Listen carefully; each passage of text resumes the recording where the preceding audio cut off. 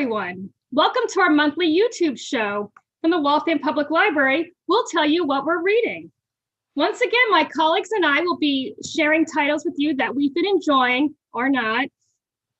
And if you have titles that you're also enjoying, please let us know in the chat if you're watching us live or in the comments if you're watching us on demand.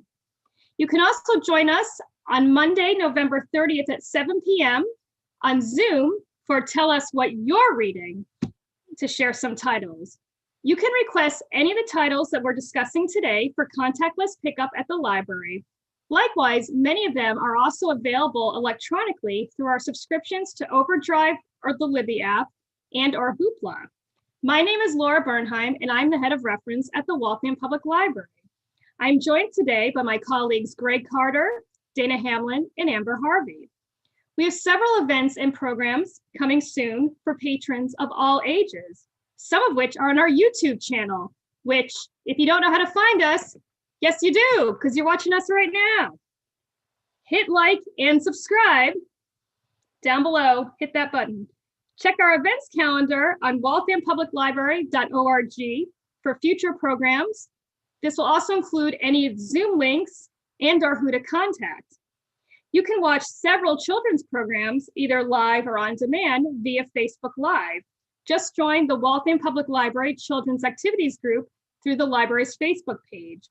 We also have multiple virtual book clubs every month. You can find the meetings, titles, and Zoom links on our website by clicking on book clubs or events, or by liking the library's Facebook page. And once again, last but never ever least, please consider supporting and joining the Friends of the Waltham Public Library. We have been able to continue offering programming since the beginning of the pandemic, and a lot of that is thanks to our Friends group for supporting this very Zoom account. They also have offered supplies, sorry, it's live, for many of our children's programs. We really, truly do have the best of friends, and we are so appreciative of them. Nothing I can say can emphasize that enough. Without further ado, we are going to start our program, and starting us off is Dana. So Dana, take it away. Hi, happy Tuesday, everybody. Let me figure out how to share my screen here. Okay, so I'm going to jump right in with what I am reading currently. I just started reading Untrumping America, A Plan to Make America a Democracy Again by Dan Pfeiffer. I listened to Pod Save America, so I know Dan from that, and I remember him shilling this book when it came out at the beginning of the year. I wanted to read it then, but I think I was so stressed out by the election that I couldn't bring myself to actually start it until last night. Thankfully, though, it's still relevant. The election was only one part of the book. So far, I've only read the introduction, but I already know I'm going to like it. I'm not a political junkie personally, but Pfeiffer's writing is casual and approachable, and I can really hear his voice coming through the text, and I'm looking forward to reading more. All right, so here's a thumbs up. I recently finished This Is How It Always Is by Lori Frankel. It's a novel about a family told from the perspective of the parents as they navigate life with 5 kids. More specifically, it's about navigating life with a young transgender daughter in a household that originally had 5 boys. The family is confused but trying to be supportive as their youngest son, Claude, becomes their daughter, Poppy. Some of their Midwestern neighbors aren't so supportive, and after a few traumatic events, the family moves to a coastal city that they feel will be more progressive. They begin their new life inadvertently keeping Poppy's history hidden, but as the years go on, the whole family begins feeling the weight of the secret.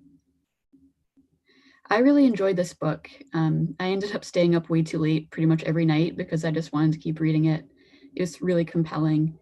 And as a parent of a young child, I really appreciated the perspective of the parents.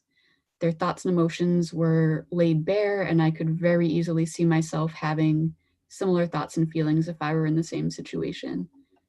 The author, Lori Frankel, is the real-life parent of a trans girl, which I'm guessing is why the thoughts and conversations and emotions all felt so real and heartfelt. I also recently finished Weird But Normal, which is a collection of essays about, as the book says, the awkward, uncomfortable, surprisingly regular parts of being human. As an awkward person myself, I enjoyed many of Mercado's essays, and some of them hit disconcertingly close to home, especially the one about how she developed her knack for procrastination throughout her school years. That was very much me. The author's writing style is easy to read, it's funny, and my, thumbs mostly up, my less than perfect reaction to the book was more about me than it was to the book itself. I've been reading a lot of memoir essay collections recently, and I think I'm just getting tired of them. By the ends of the books, I start to just skim the essays until I feel okay calling it read. I don't know if I'm just jaded or what, but it feels like most of these books could benefit from culling some of their contents, which I feel kind of bad saying, but that's just kind of the feeling I get. Along the same lines as Weird But Normal, another book I recently finished and mostly loved was Bury My Heart at Chuck E. Cheese's by Tiffany Midge. Midge is a citizen of the Standing Rock Sioux tribe, and this book is a memoir, again in the form of standalone essays. And again, I had the same issues with this book as I've had with pretty much all the memoir essay books I've read lately, and that's totally on me. Midge's writing, it's more satirical than the writing in Weird But Normal was, though it's definitely still humorous, and it tackles more serious and political issues head on.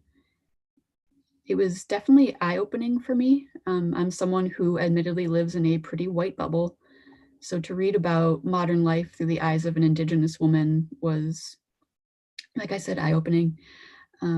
And that's one thing I really love about books. It really gives us a chance to step into somebody else's shoes and see the world through a lens other than our own. So I really appreciated that about this book. I just think I need to give the memoir essay books a break for a little while. And finally, I thought I'd give a quick shout out to this awesome book, How Trains Work. My 3.5-year-old often requests certain kinds of books from the library when he knows I'm going to work. And he recently requested a book about trains, specifically one that makes noise. So during a bit of a wild goose chase in the children's room, and another shout out to my colleague Nancy, who very kindly helped me search, I came across this book.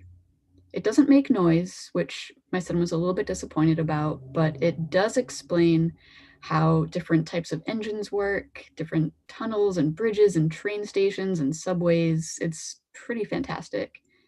My son loves it, thankfully. He kind of forgot about the whole not making noise thing. It's got flaps to open, pages open out. There's lots of cool diagrams of engines and so much to learn about.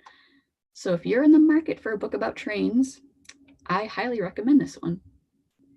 And now I'm going to turn the microphone over to my colleague, Amber.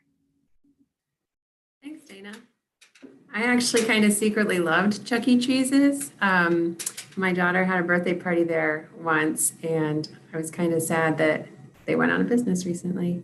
So let me see if I can share my screen. Can everyone see that? Okay. The Bat is the first book in the Harry Hula series by Scandinavian author Yu Nesbø. I was first introduced to Harry in The Snowman, which is actually the 7th title in the series, and a book that literally kept me up at night because I didn't want to stop reading it. That was nearly 10 years ago, but I remember how I was instantly captivated with the book and just really loved it. The Bat, on the other hand, is a bit slower going, although we do learn about some things from Harry's past that kind of shaped him into the hard-boiled detective that he is.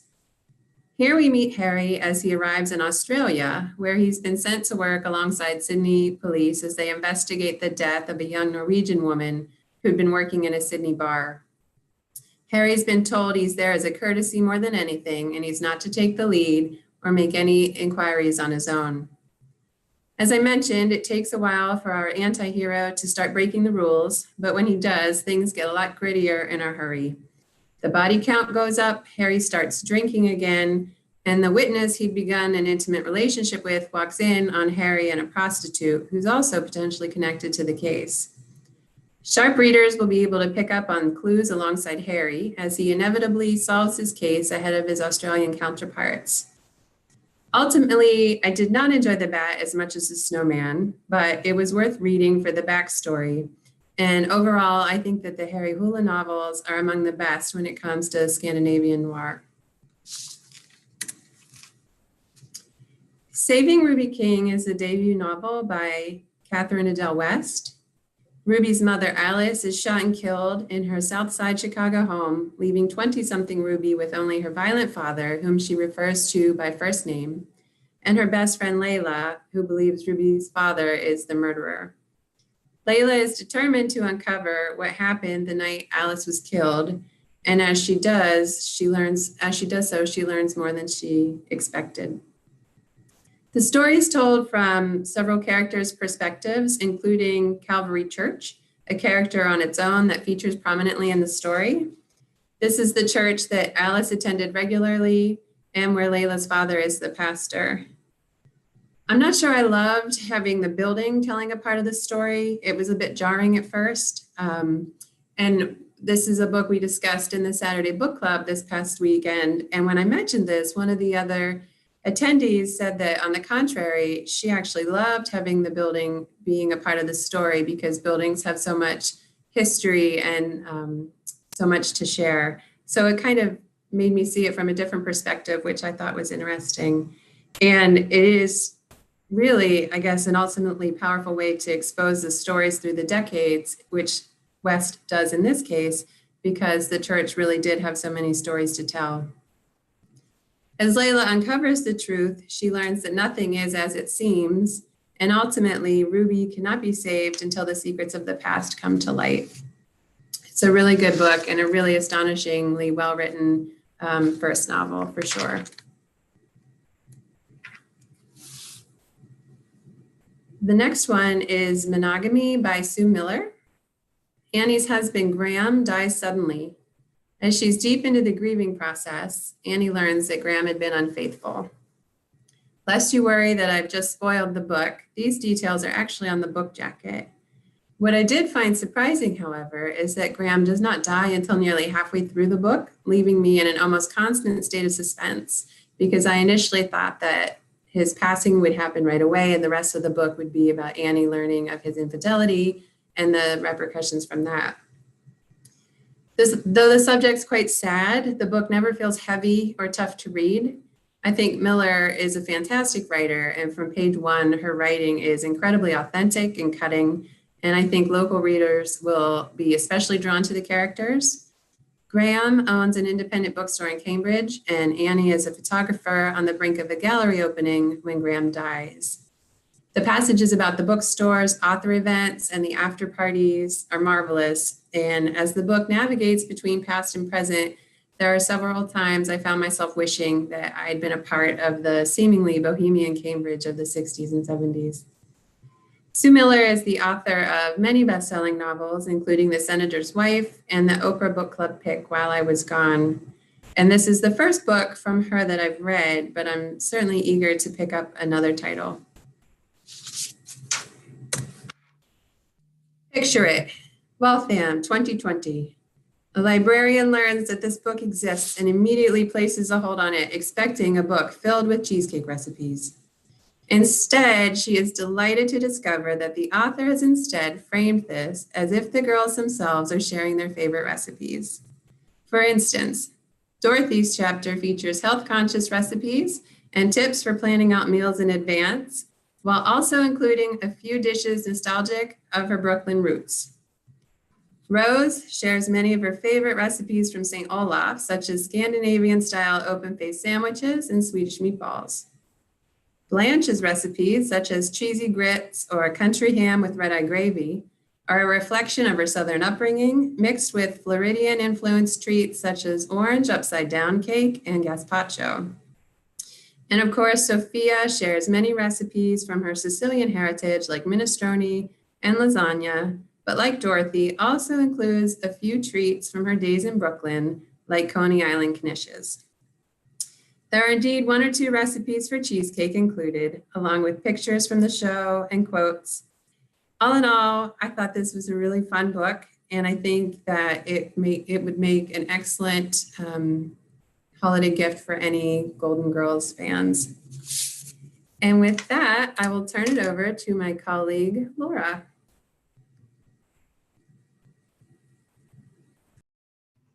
Thank you, Amber. I'm so excited for that Golden Girls cookbook. And yeah, look forward to making some recipes from that. All right. So can my colleagues all see my screen? Yes, okay. So my first book is Front Desk by Kelly Yang. I actually listened to the audiobook. Sunny Liu, sorry, does the reading. So last month I discussed the book Parachutes by the same author. This is her debut novel, and it's certainly a lot less intense, and it's definitely written for a younger audience than Parachutes. It still covers a lot of important issues, as it tells the story of a well-realized young protagonist, Mia Tang. Emigrating from China, Mia and her parents move in at the Cala Vista Motel, where Mia's parents are the managers. The motel is owned by Mr. Gao, who treats Mia's family and many of the guests, especially the so-called weekly guests, the people who are pretty much living at the motel, he treats them with a lot of disdain due to both his snobbery and his bigotry. Told in the first person, Mia details her life working at the motel's front desk, so Mr. Gao is also not above child labor, fitting in at school and navigating her life as a daughter. This is a perfect own voices novel, and I really look forward to reading its sequel, Three Keys.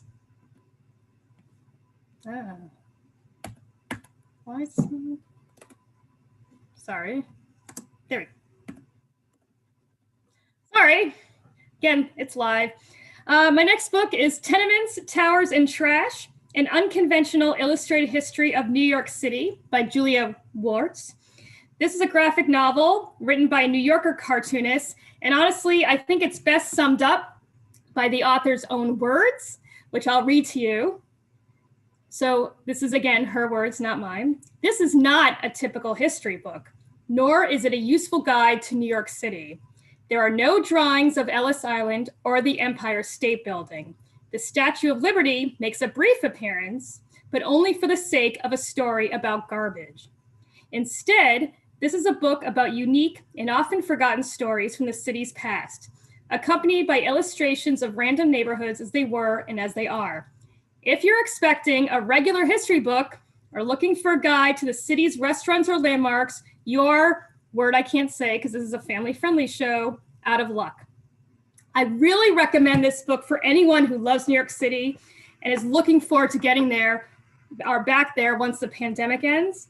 I especially suggest it if you're like me, who has an oversized and possibly unhealthy crush on the city and who tends to over-romanticize it a little.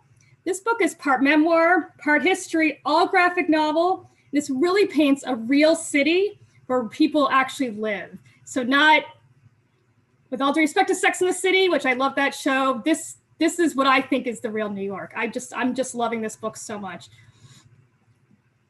My third book is The Vanishing Half by Britt Bennett. We read this book last month for one of our book clubs. I had not read Bennett's debut novel, The Mothers, but I really want to now after reading this book. Desiree and Stella are twins who were raised in a town that was designed and planned specifically for light-skinned African Americans. As children, the two witnessed their father's lynching and are affected by it emotionally in different ways. Desiree talks Stella into running away to New Orleans when they were teenagers, but it's actually Stella who breaks away and spends most of her adult life passing as white, while Desiree ends up settling in their hometown with her young daughter.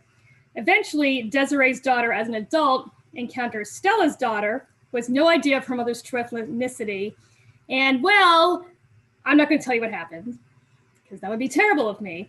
But there is a lot of back and forth between time periods, as well as protagonists, and Bennett does a really great job of bringing home a very complex and nuanced story. I read this book very quickly, and I have not stopped thinking about it even a month later. Yes, No, Maybe So by Becky Albertalli and Aisha Saeed. So I love young adult teen novels. I don't think a month goes by in the calendar that I do not add a teen novel to my repertoire. Abertali and Saeed team up to take on the alternating voices of Jamie and Maya, two teenagers who were long ago friends and who reconnect to canvass for the campaign of a local Senate candidate in Georgia. I can't think of anything politically happening in Georgia right now. Jamie and Maya are both fully realized characters who are funny, charming, awkward, flawed. You know, they're people. The intricacies of a political campaign, a local one especially, are very interesting. Also, Jamie is white and Jewish, while Maya is Pakistani and Muslim. And while that does factor into the story, it's not the whole story. It's just a small part of their identities. Again, the writing is solid. They have very distinct separate voices, the two authors, and yet come together very well. I really hope they collaborate on future titles. And my last book is also a cookbook, Truffles, Candies, and Confections, Techniques and Recipes for Candy Making by Carol Bloom. So remember how I mentioned I have a bit of an out-of-control crush on New York City? Well, that's just a crush, my friends. It's full-on romantic love when it comes to my relationship with chocolate. I was originally going to say candy in general, but I realized that would include Peeps and candy corn and circus peanuts and Chuckles. And no offense, and I hope this doesn't alienate viewers, but no thank you. It's all chocolate, only chocolate. I also adore truffles in particular. I am a Godiva member, by the way, which means I get a free truffle every time my purchases add up to $10. That's like over the course of a time, by the way. I feel like I'm shilling for Godiva, I swear I'm not. They used to actually give it to you regardless if you spent money. They stopped that, and I really think it's because of me, because I literally would go there once a month, get my free truffle and leave. Although I do love to bake and cook, making truffles is something that has always intimidated me, but this book makes it so easy, so maybe I won't be getting my free truffle Godiva anymore. I haven't since the pandemic started anyway. I made the hazelnut chocolate truffles in this book about 2 weeks ago, and if I say so myself, they were amazing. Just gonna brag a little there. If truffles are not your thing, first, you and I need to have a conversation about that. But also, never fear, as there are several other candy recipes in here, including hazelnut chocolate kisses, hazelnut butter crunch squares. I'm a fan of hazelnut, if you didn't get that already. Anyway, I can't keep talking about this book because I'm just going to end the broadcast right now and start munching on chocolate. So with that, I'm just going to pass it on to my colleague, Greg.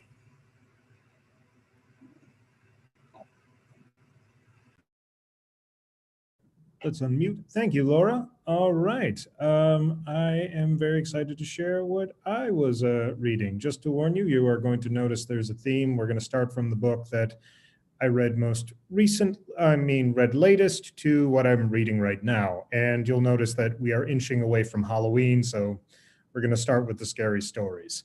All right. So just share this. And let's play from start. All right.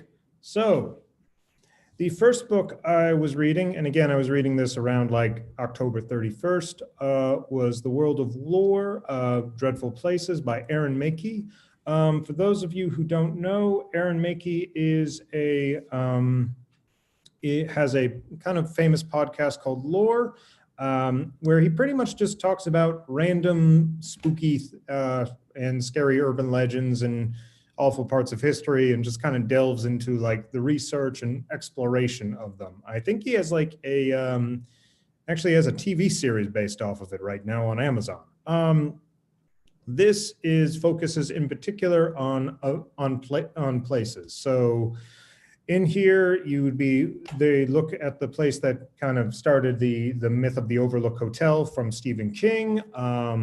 A number of places in Boston, of all things, including the Omni Parker Hotel, which I've been to, and several other places that are known to have ghosts or spooky events or random moments like that. And he goes in looking at the myth, and then he kind of delves, after he looks at the myth, he delves into like the actual factual history of it. I liked it. I thought it was really fascinating. I think that something kind of gets lost, though, when you are reading the book as opposed to listening to him doing the podcast. I thought that I don't know, him doing it. There's an element that is incredibly delightful, and I would recommend looking at it. But the book itself, again, it's completely fine, and it has a lot of the information. But I just feel like there was an element that was missing. Then my next book, and some of you might recognize this, is Scary Stories to Tell in the Dark. Now, for those of you who were a kid in the 90s, and I myself was one, this was the book at the library that caused big fights between librarians and parents, because a lot of parents were not thrilled that this book was there, and namely because of the gross and really gross illustrations by Stephen Gammell in it. My parents, for their part, were more of a, well, at least he's reading, so we're not going to try to stop him from doing that. And you know, when you reading these stories as an adult is kind of it's kind of interesting, because if this was just a book that was really just kind of the stories by Alvin Schwartz, a lot of them are kind of like folk tales and stuff. This wouldn't be a big deal. I mean, these are stories that are told around, like, you know, you would hear kids tell around a campfire and you'd roll your eyes. But what's kind of unique about this book is the illustrations, because most horror, the less you see, the more the better it is. I think Stephen King might have said something where when you're like when you're in like a movie and you are seeing, like, say for example, a door, and you open the door and all of a sudden there's like a 6-foot bug in front of you. It's scary, but there's a part of your brain that's telling you, well, that bug could have been 12 feet. So it's not that bad. But the illustrations in this are just so ghastly, so just so, I was eating something and immediately regretted it when after looking at a book. I don't know if anybody knows this, there's a story called The Red Spot, where the picture just, don't be eating anything when you look at it, because it is just disgusting. And on the other hand, though, it's just something unique and just something really cool. And I don't know, I feel like if this is for kids who love horror, this is the book to go into. I am sorry, parents, please don't come after me. All right, so going on to that, we are going to, after this thing, I kind of filled my, my Halloween fix for a little while, and went on to reading some history. So I don't know if any of you know this, but an election happened. I mean, I was kind of shocked finding out. I heard it was some sort of big news. So going into that, you always hear people talking about, like, what would the founding fathers think, or how would they believe this or something? And I've always kind of taken it with a grain of salt, because history changes, it's fluid. Sometimes what the founding fathers think are not necessarily relevant to the current point in history. Some of it is, but not all of it. However, I was kind of curious to see what the founding fathers were like. And so I decided I was going to pick up a history book and read one. There's obviously been a lot of interest around Hamilton of late, for obvious reasons, namely because of the musical by Lin-Manuel Miranda. However, I wanted to look at what I think is often an overlooked president, and went into David McCullough's John Adams, which John Adams is kind of an interesting guy because he's kind of wedged between two presidents who are really famous, George Washington and Thomas Jefferson. Yet the man was behind the scenes, did a lot of stuff. He was a pivotal role in the Boston Massacre, was the first ambassador to Britain after the war. So he was the guy who had to talk to, King George about, hey, can we be friends again? And that must have been a very awkward dialogue. Also just trying to follow in the footsteps of what a lot of people consider to be the greatest president. I think a lot of this book, shows that he's beginning to look a little better in hindsight, though by no means was a perfect individual by any stretch of the imagination. But I thought it was a really cool look into a story of one of the founding fathers. I think David McCullough does a great job of providing factual information while at the same time making it accessible. It is I found it to be a very easy read, even though there is a ton of information. Abigail Adams, John Adams' wife, the relationship they have is like, honestly, it almost seems like it was a love story out of a fairy tale. The dedication the two have, it's just such a fascinating thing to look into, especially what had to have been an extremely turbulent time. So I give it a thumbs up, or 4 or 5 stars, or I don't really have a rating. It's good. Just if you like history, give it a look. And then finally, we're going into the book that I'm currently reading right now, Black Leopard, Red Wolf by Marlon James. So I love fantasy, as a lot of people know. I mean, it's good that I do, because I run the science fiction and fantasy collection, so I'm happy about that. But if there's one sometimes criticism I do have about fantasy, is that a lot of the fantasy is based off of a Western European vibe. Now, that in itself, there's nothing wrong with it. That's kind of my jam. I mean, the Tolkien, like Lord of the Rings, huge fan of it. But sometimes I feel like until recently, I feel like other possible backgrounds or storytelling or myth building gets overlooked. Marlon James, Black Leopard, Red Wolf, I feel like is on the step of fixing that, because this is an epic fantasy, but it takes place in like a mythological, fantasized version of Africa. Suffice to say, the story goes is that there is this man. It takes place from the point of view of this man by the name of Tracker, and Tracker is a very gifted individual in the sense that he has a fantastic sense of smell. If he catches the scent of somebody or something, he can pretty much track it down, no matter how far away it is or how unlikely the situation is. So if you, I don't know, if you were 50 miles away and he's able to get a piece of fabric, he could find you. So suffice to say, he gets a lot of jobs handed to him by like monarchs and kings or wealthy people about like, find this person, or find this person who did me wrong, or a missing person. And the story kind of follows him trying to hunt down a missing child. But he doesn't really know why. He's not really given too many details and information about why he should be doing it. And the story is pretty much about him trying to uncover this. He is aided by a man who can shapeshift into a leopard, though it's becoming apparent to me that it's less about a man who can turn into a leopard and more about a leopard who can turn into a man. And they encounter like giants, were hyenas, demons that crawl out of the ceiling. That's really creepy, and a very, very frightening goddess. I'm not going to give too much away, because I am running the sci-fi fantasy book club based off of this book, which is happening next Monday at 7:30, if you're interested. But I find it's an interesting read, and I'm glad I've been looking into it. I will say one warning, though.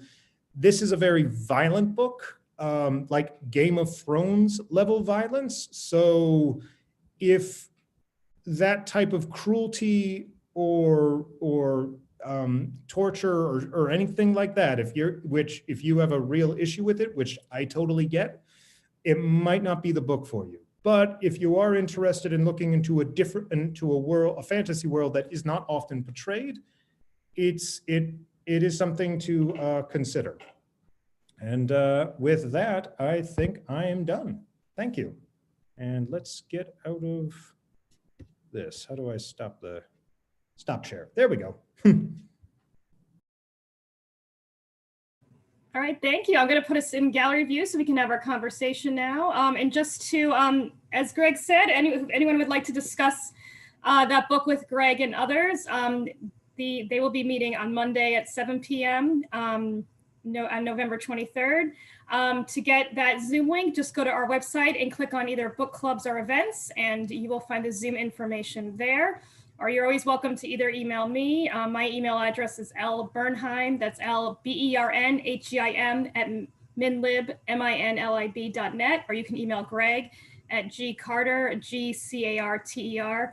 I had to think about that for a second, at minlib.net as well, to join in that conversation. So thank you. I love that we always do such an array of different books. Dana, I pretty much wrote down everyone's titles. I totally feel you, Dana, about the essay thing. I really do like to read essays, but I think if you read too many in a row, and I've had a couple where I've said, okay, it's done, it's read. If I was better about my Goodreads account, that's what I would do. I love how trains work personally. I think sometimes when a children's book is the best way of learning. Amber, I've been curious about the Sue Miller book, and the fact I didn't realize it took place in Cambridge. I somehow missed that. So that makes me really curious to read it. And you already know how I feel about the Golden Girls. I love the Golden Girls. I think we all like to picture ourselves as Sophia, but realistically, I'm probably Rose. Which, hey, you know what? She's lived the longest, so more power to her. And Greg, just one correction on scary stories to tell in the dark. You said kids of the 90s. Kids in the 80s read it too. I was in the 80s, and I remember it was in the school library, and it was a big controversy. Teachers did not love it if kids brought in, but the librarians had it. So go librarians. Does anyone have anything else to add about the books, or want to ask someone a question about their books before we start our TV and movie conversation? I just want to say I'm extremely offended by your comment about candy corn and circus peanuts. Oh, here we go. I knew I would alienate some folks with that. My father, if he's watching, is a huge fan of Peeps.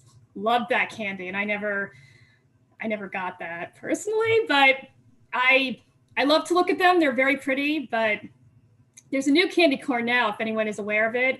It's Thanksgiving dinner candy corn, and that sounds like my nightmare candy. With all due respect. Oh my God. Any other comments about the titles or questions people have?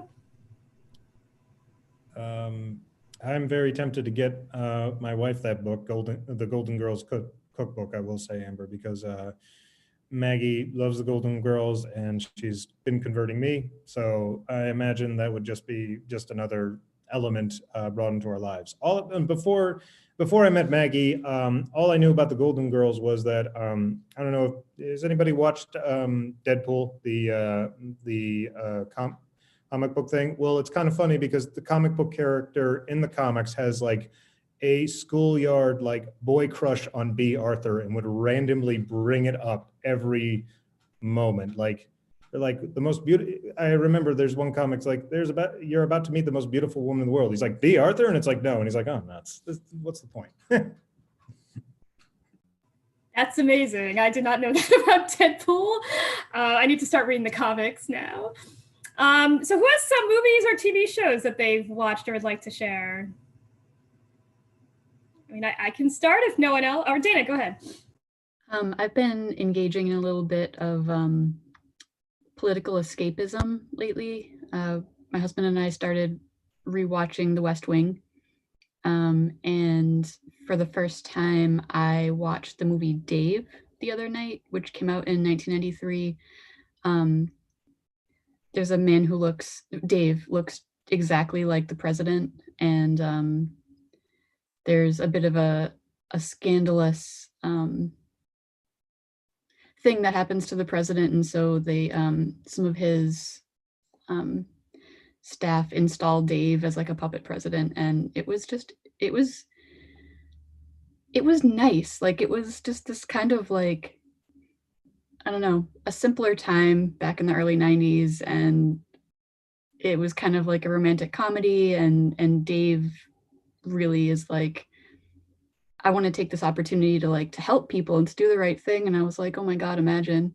So that was really nice to watch recently. Dave is such a cute movie. I love that. I think Kevin Kline and Sigourney Weaver have such nice chemistry in it. And I don't know if any of you have ever seen The Ice Storm, where they also play. I forget if they're a married couple, if they're a couple having an affair, but it completely broke me. I mean, it's a great movie, actually. Everyone very different than Dave, but I was like, no, because they're so cute together, and Dave, and then Ice Storm is not a cute movie whatsoever. So it was hard to take. But yeah, no, I agree. It's a very sweet movie, and a really nice, probably unrealistic, but still very idealistic view of politics, I think. I agree. And just funny of The West Wing, I don't know if you've ever seen The American President, which is also a really cute movie about the actual president of the United States, played by Michael Douglas, and Martin Sheen is his chief of staff. I can't remember what his role is in that, but Aaron Sorkin wrote The American President, and then he got the idea from The West Wing from a little bit from The American President. So that's good. So you should add that. You can have the whole triumvirate of the sort of nice political stuff from that era. Anyone else have TV shows or want to comment on any of Dana's? Go ahead, Greg. Sure. Oh.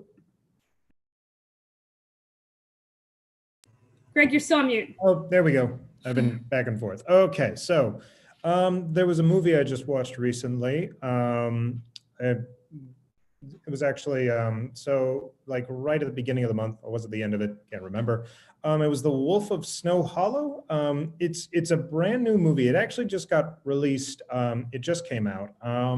It's by Jim Cummings, and it's a very, I mean, the best way I can describe it is if you took like a horror movie, but you put it in Fargo. So there's also, there's a lot of horrifying stuff that happens, but because of the mannerisms of the town folks and the people who are dealing with it, you do like chuckle or laugh at a couple things.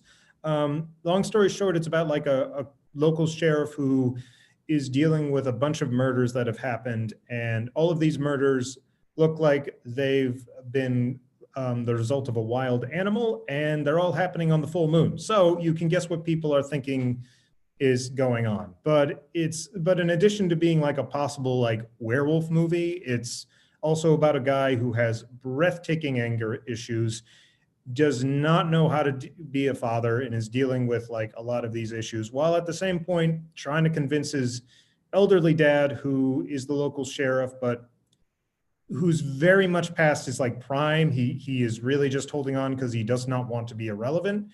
And it's just, it is really just about a person who is trying to be a hero, or at least trying to be the good guy, but really is should not be in that type of position, and the result of it. And it's just now, I mean, some of it is depressing, but it's really more fascinating. It is just, it's very human. I was actually really impressed on how well it was able to balance horror, tragedy, and comedy. And I mean, it might be something worth giving a watch. And that's what I got. Thanks. That sounds really interesting. So for me, I started watching The Mandalorian, which is the Disney Plus Star Wars show. For those who are not familiar with this, it takes place, I think it's 5 years after the events of Star Wars Return of the Jedi. And basically, the galaxy is still a little chaotic. The rebels won the war and they're forming the New Republic, but they're still, like as Greg was making reference to American Revolution, the early years are always still, and it's very obvious. The Mandalorian of the title is from, or grew up, I should say, on the planet Mandalore. He was adopted and raised there when he was probably, they don't give an age, but when he was a young child, and he becomes a bounty hunter, and he comes across who is commonly known as Baby Yoda. This is not actually the name of the character. The character does not have a name as of yet. And they basically have adventures together. That was a very simplistic description of this show. I will have to say, Baby Yoda, I don't fall for a lot of marketing, but that is the cutest darn thing I've ever seen in my life. He is so absolutely adorable. I love Baby Yoda. I want a Baby Yoda. I think everybody wants a Baby Yoda. I'm going to be sad when his name is revealed and it's not Baby Yoda. But honestly, it's worth it just for scenes of that puppet alone. And I keep forgetting it's a puppet. I could go on and on. But aside from that, the show's actually genuinely pretty good. It is slow in some parts. So if you are used to, especially the original trilogy, the classic trilogy, with a lot of space battles, there isn't as much of that. I still really like it. I really like, I think they've developed a lot of the species and characters that were in some of the movies, especially the Tusken Raiders. I'm totally Star Wars nerding out right now. I apologize. And the Jawas, which are basically not developed at all in the original movies or in a little bit they're in the prequels. I really like that we get to see a little bit more of who they are, and they, for lack of a better word, humanize them. I know they're not humans technically, but they're sentient. And I'm really enjoying it. So I felt though, because there are some references and characters to both the Star Wars Rebels and Star Wars Clone Wars cartoon, I had seen some of Rebels enough to know, but had only seen a little bit of Clone Wars. I've been avoiding it because I know I make references to my age a lot, but like most people my age, I despise the Star Wars prequels. I just so dislike those movies. I've of course seen them a million times because I'm a Star Wars nerd, and somehow I think it's going to be better each time. It's not. They're always as bad as I remember them, but I just don't like, for the most part, don't like any media associated with the prequels. And the Clone Wars cartoon takes place in between Episode 2, Attack of the Clones, and Episode 3, Revenge of the Sith. I actually am surprised to find I kind of like it. The animation's terrible, that I will say, and some of the acting is a little stilted, but I think it really explores goes a lot more into depth. I actually understand a little bit better why Anakin Skywalker turned to Darth Vader. Spoiler alert for anyone who somehow didn't know that. And I'm enjoying it. I really like Ahsoka Tano, who is Anakin Skywalker's apprentice, Padawan, as they call them in the Jedi.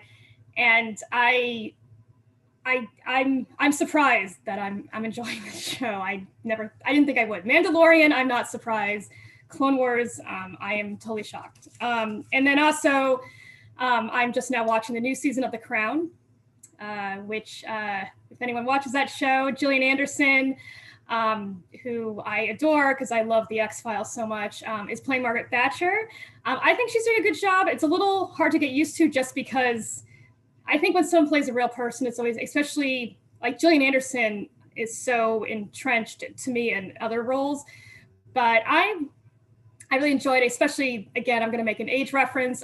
The Crown is now covering things that I am now vaguely remembering. My earliest memory of the British royal family is Charles and Diana's wedding. I was 6 years old when they got married, and I remember it vividly. I remember Andrew and Fergie's wedding, and it's bizarre now. I remember the Falkland Islands War, which is now being referenced, and I remember Margaret Thatcher. She's my first prime minister that I remember existing. So it's interesting now to see things I remember, and it no longer seems like history to me, even though, as much as I hate to admit this, it was 40 years ago, but let's not go there. But anyway, I really like that show a lot. It's pretty gossipy, and I know a lot of it is speculation because we don't know what goes on in these closed door meetings, but I like it. I like People magazine, so it's sort of the same thing. Yeah, Amber, do you have anything to share? If anyone wants to comment on any of my titles. Well, I just started watching season 3 of The Crown. I'm a bit behind, but I knew Diana was coming in season 4, and I thought, oh, I need to catch up. And I will say that I'm having trouble. I loved the actors that played Elizabeth and Philip in season 1 and 2. And even Margaret, I can't remember the actress that plays her in the first 2 seasons. I love Helena Bonham Carter, but I'm really struggling with her as Margaret. I just don't, it doesn't fit for me at all. But I'm going to plow through so that I can get to season 4, which the same as you, I remember, and I was obsessed with Diana. So I'm really eager to get to that. But I've been watching a lot of British shows because our trial subscription to Acorn has turned into a fully paid monthly subscription. But the one show that I wanted to mention is actually on Netflix, and I've been watching it with my girls. It's called Julian the Phantoms. And when they said, oh, let's watch this, I initially wrinkled my nose and said, no, it must just be the latest redo of Gem and the Holograms, which I adored. I had a cassette tape of the songs from that show. If I still had it, I would still be listening to them. I loved it so much.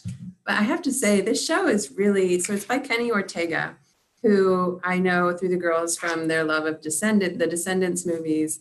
I didn't know that he choreographed Dirty Dancing. I don't know how I missed this fact in life, but in any way, if I didn't like Julie, I would especially like it now after learning this. But so the Phantoms there's a band, they're in the 80s, and they're about to they get their first big break, play a show on the Sunset Strip. They do their warm up, they go out and they're going to get hot dogs off the street. And one of them is a vegetarian and he does not go out, but three of them go to get these street dogs and the street dogs kill them. So then we come to present day where Julie is a high school, she's in a high school kid, and she can see the band. And when they sing together, they form a band, or they realize that they can sing together, they work well together. And when they sing together, other people can see the Phantoms too. It sounds maybe a little hokey. I'm not doing a very good job of explaining it, but the actor that plays Julie is an amazing singer. They're all amazing singers. There's a lot of actors from the Descendants that come back. Cheyenne Jackson, I think his name is, comes back in this one, and he's incredible. And Kenny Ortega just really knows his stuff, and the choreography is great. I think the music is really good. Considering that they wrote these songs for a TV show, I think that they would play well on pop radio. So we're not quite finished with it, but I've really been enjoying that.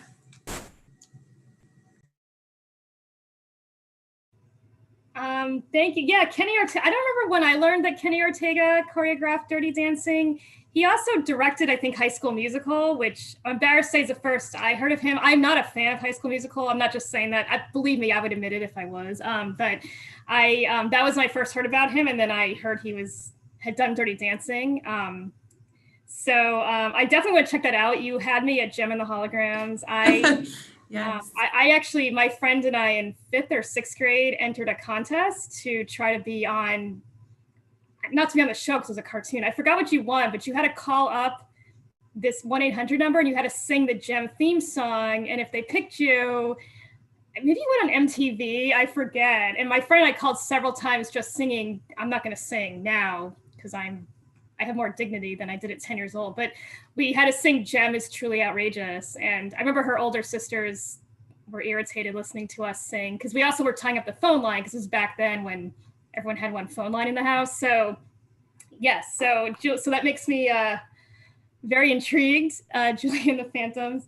It's nothing like Gem and the Holograms, really, except that to get other people to explain how they are not there and then all of a sudden they are, she has this machine that she says is a hologram machine. And when she turns it on, that's when they appear, and it's all the magic of technology. But maybe it's playing a little bit of a homage to Gem and the Holograms, which was a fantastic show.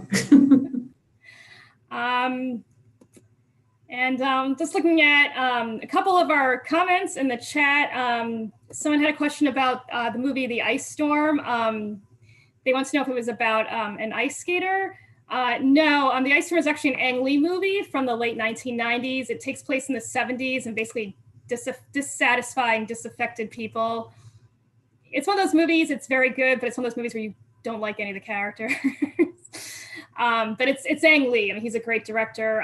He did Crouching Tiger, Hidden Dragon, as well as the original Hulk movie, the one with, oh God, his name is escaping me right now, but Jennifer Connelly plays a love interest in it, and Eric Bana, that's who it is. And I believe Nick Nolte is also in it. And then someone else asked how I felt about Baby Yoda eating the eggs. I'm gonna not. I do not believe the amount of controversy that caused. They were unfertilized eggs. The showrunners were very clear to say that. And it wasn't the last of the species. So I I won't comment further on the Baby Yoda and the eggs. If anyone doesn't know what I'm talking about, you can please feel free to Google. I do like, there's in the latest episode, Baby Yoda's playing with his food. It's not the eggs, and the scene is hilarious. He literally gets attacked by his food. It's in a restaurant. I love it. Yeah, anything else? Anyone else have comments? Oh yeah, Amber, what do you think of the Great British Baking Show? I know you and I are both viewers of that. Are you caught up? I'm caught up. I know you and I had talked about this, but I have to admit I was rolling my eyes with the ice cream because I thought, why? Even though England maybe doesn't normally get 90+ degree days, I don't know, global warming, it seems like every summer they have a heat wave. And why would they make these people do this? So I was in near tears because I thought it must be so stressful, really. And, they're just sweating. And I was surprised. I'm not going to give any names, but we had 2 to watch. So we watched them this past Friday, and I was surprised by who went. I really didn't see that coming. But yeah, so into the semifinals already. It's hard to believe. Yeah, I'm sad there are only 2 more episodes. Yeah, I think. me too. I do like, my favorite contestant is one of the 4 people left, I'll say. So I'm glad for that. I don't know how far they'll go. I actually like everyone this season. So I feel like whenever someone leaves, I get really sad about it. And I agree with you about the ice cream. I feel this is at least the 2nd or 3rd time there's been an ice cream mishap, and it's so hard. So, I love ice cream. I love eating ice cream. I've made ice cream, but first of all, I don't have a time constraint. I just stick it in the freezer. I've never made an ice cream cake. Yeah. And just with that episode with the ice cream, that was, again, talk about my age. I feel like I do that a lot. That was 1980s week. And I don't really get why that show is they had quiche, ice cream, and then finger donuts, which is something I had never heard of, or that expression. But I didn't get what was particularly 1980s about any of those recipes. And yeah, Greg. I didn't either. What's a finger donut? It basically it looked like a jelly donut that wasn't round. That was kind of the impression I got. In the shape of an eclair. It's like an eclair, but the cream was on the outside, right? It was kind of like a hot dog bun almost. Gotcha. Yeah, I didn't know apparently it was a thing from the 80s. I missed that. I wasn't the cool kid or a very trendy kid. So I did love ice cream cake, and I did have them a lot at birthday parties, especially the Carvel ones with those cookie crumbs. Those were amazing. But I also don't know if that's because it was a 1980s thing or just because kids in general like ice cream cake, and I was a child in the 1980s. So and the quiche, I love quiche. Again, I ate it in the 80s, but I eat it now too. So I don't know why that was particularly 1980s. Maybe is that when brunch became a thing? Was that so? I don't know. I was disappointed. I thought we were going to be wearing spandex, and there would be like 80s posters. I thought they were really going to play up the theme, and they should have just called it Random Week because we couldn't come up with a theme. Did you catch, and you might have already known this, but I think it was in the 80s episode that Prue mentions her age. Did you know she was 80? I didn't, and good for her. I didn't know that. She looks spectacular. She does. See, you should eat more pastries. I think that's the key to life. I'm going to go on the Prue Leaf diet. It's true. Anyone have any final thoughts, or before we close it out, or any shows or other movies they want to share? Okay, well, this is great. Thank you so much again to all of our viewers. Again, you can watch this on demand for those who are watching live and who missed the beginning. Please check out our YouTube channel. We have so many other events, both live and on demand. And any programming on our YouTube is always available on demand afterwards. Please join us here next month on Wednesday, December 16th at 2:30 p.m. for our next episode of We'll Tell You What We're Reading. And again, all the books that we mentioned today are available for either contactless pickup or through Overdrive or Hoopla. And even some of the shows we mentioned, like the ones on Netflix, the library does rent out, or not rent because it's free.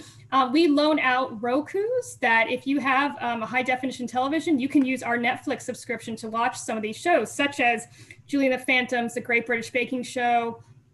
We have Disney Plus Rokus as well, so you can mention The Mandalorian, which is one of the ones I mentioned, as well as even some of the movies we mentioned are available on these streaming networks. I know, I think, High School Musical, I made a reference. I'm not sure where Dirty Dancing is available, but it possibly is on one of those as well. So check that out. And thank you so much, everyone. We're going to end our live broadcast. Thank you so much. Bye.